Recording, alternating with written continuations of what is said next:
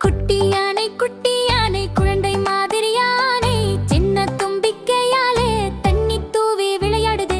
குட்டி யானை குள்ளமான யானை அம்மா யானை பின்னாலே அடி அடி நடக்குதே. காட்டுக்குள் சென்று பார்த்தால் குளத்துக்குள் நின்று குளிக்குது. தும்பிக்கையால் நீர் எடுத்து தலையில தூவி சிரிக்குது.